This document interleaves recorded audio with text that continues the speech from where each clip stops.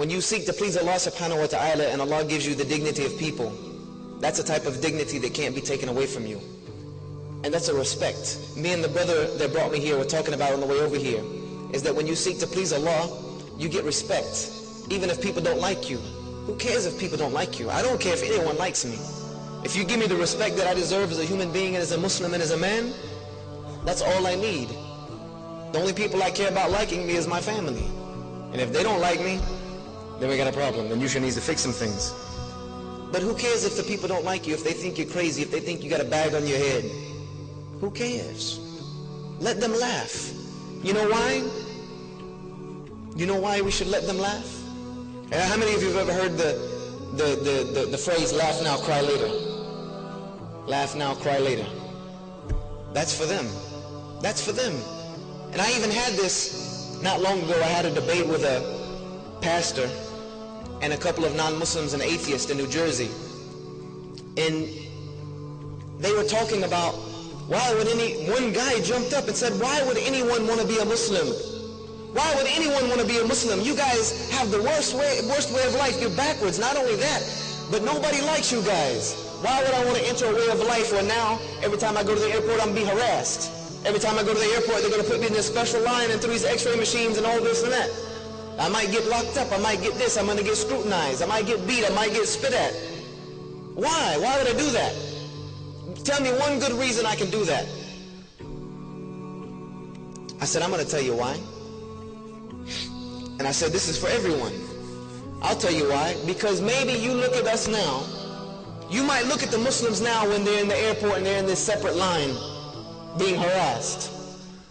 You might see the Muslims being crowded up and thrown into prisons and into detention facilities and refugee camps.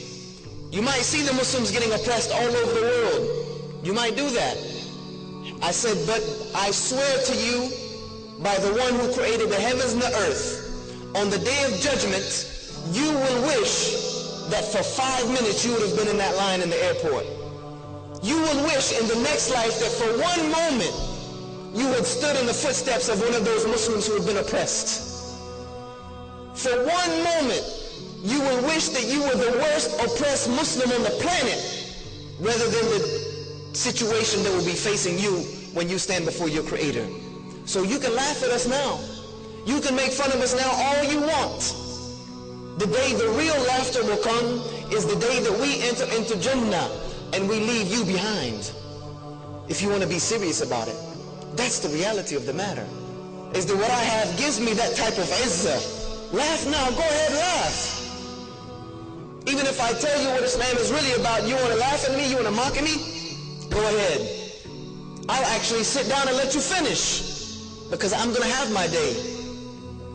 The believers will have our day, when they will wish that they were sitting on our side, when they will beg Allah, oh Allah, send me back to the world for 5 minutes.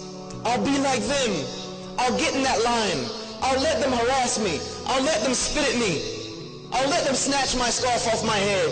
I'll let them put me in a refugee camp, oppress me, put me in Guantanamo Bay. They can put me wherever they want to put me, as long as I can stand with them today. And Allah will say, it's too late. You should have done that then. You should have done it then. This is the reality of the situation, brothers and sisters. This is what you have. This is the gift that Allah has given you. It's not worth anything that anyone else can give you. It's not worth selling your dignity for. It's not worth trying to please and look fashionable and fly, and who cares about that? Who cares about that? The only thing I care about is what side I'm going to be standing on the day of judgment.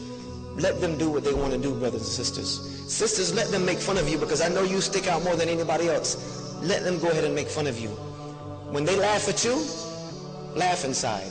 Just smile inside, knowing that one day, the only ones that are going to be laughing on the day of judgment, the only people that are going to be laughing is going to be the laughter of the people of Jannah. That's it. And that's all that really matters.